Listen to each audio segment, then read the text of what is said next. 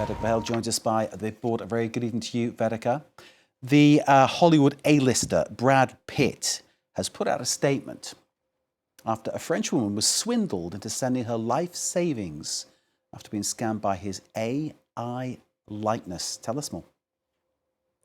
Yes, Mark. Well, it might seem like a slightly lighter story today, but I do think there are some very important themes that we should discuss here. But yes, representatives for Hollywood superstar Brad Pitt have put out this statement to E! News saying that it's awful that scammers take advantage of fans' strong connection with celebrities, but this is an important reminder to not respond to unsolicited online outreach, especially from actors who have no social media presence like Brad Pitt. Now, how did this come about, you may ask? Well, it all goes back to a programme on French TV channel TF1 on the primetime slot 7 à 8, so that's 7 to 8, where a 53-year-old interior designer known as Anne revealed that she'd been conned, duped, swindled out of the majority of her savings. So that's about 830,000 euros by a fraudster pretending to be Brad Pitt. And this was all because of what she thought was sending money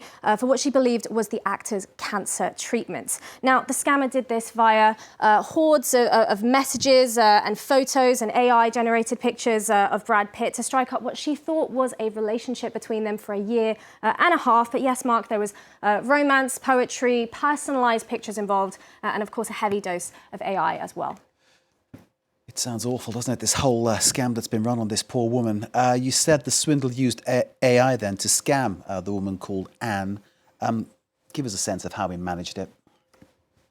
Well, Mark, it's by using a heavy dose, as I said, of AI-generated picture and video. But let's go through some of those strategies step by step. Well, it's clear that the scammer was bombarding Anne with loving messages that made her believe it was genuine. There's also the use of Brad Pitt's real name, which is William Bradley, which added some authenticity, I think, maybe for her. The fake Brad, also, I think this is an important strategy to mention. Well, the fake Brad often only sent selfies to Anne. And this is important because she couldn't find those same pictures elsewhere. So that just added to the lie and made her think that they had been created or taken just for her. Now, well, you might ask, why didn't they video call?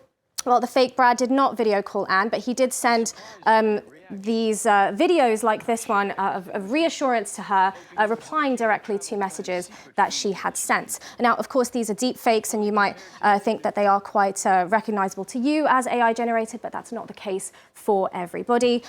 Now, there's also the fact that the fake Brad at one point even sent videos and pictures like this, saying that he was trying to send her luxury gifts, but he couldn't because his money was tied up in his divorce proceedings with Angelina Jolie. Now, that divorce obviously is public knowledge and has been for some time, so that probably added there to Anne's belief of what was taking place. But this luxury gift scenario, that's where things start to become financial, and the requests for money begin to ramp up.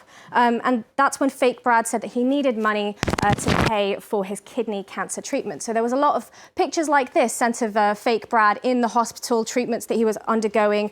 Even the hospital bill was sent to Anne as well. And she said she sent that money, 830,000 euros, because she wanted to feel that she was maybe saving his life, saving a man's life, is what she said. Now, this might be comical to some people, but if anything, Mark, I think this really just magnifies and amps up the dangers there of AI, especially into the era we're going into now, where AI is so widespread. Now, some people might think that these pictures are really easily identifiable as deep fakes or AI, but it just really isn't that obvious for everyone.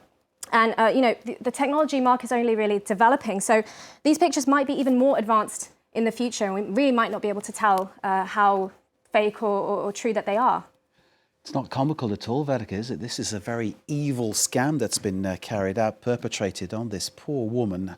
How did she come to realise, Vedika, that she'd been fooled, and what's happened since then?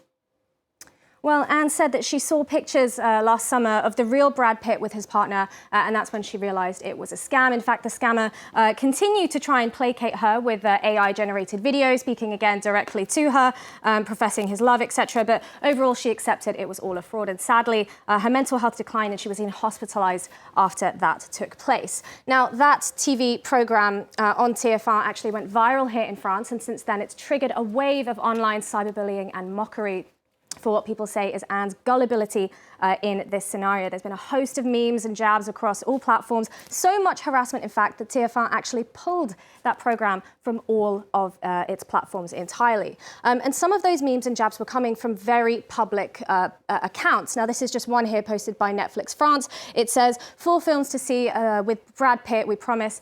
It's a gift. There's also this one here. This has since been deleted by Toulouse FC. It says, hello, Anne. Brad tells us that he'll be at the stadium Wednesday and you. So we can really see the lengths and the sort of the traction there going with these memes and this mockery. Many users online did say, however, that they felt it was indecent, it was misogynistic, and this really could happen to anyone. But Anne herself has actually now clapped back at the harassment.